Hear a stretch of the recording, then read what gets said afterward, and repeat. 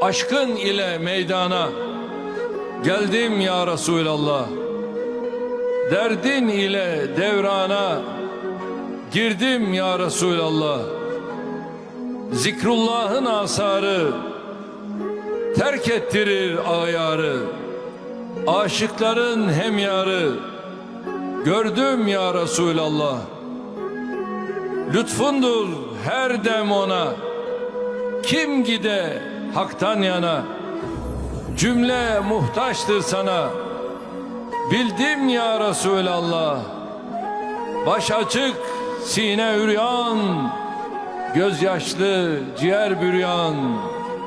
Canım yoluna kurban, kıldım ya Resulallah. Zatına doğru özüm, açılmıştır can gözüm. Haki payine yüzüm, sürdüm ya Resulallah. Kalp bir özgekan imiş, zatında bürhan imiş, vüslatta mihman imiş. Duydum ya Resulallah.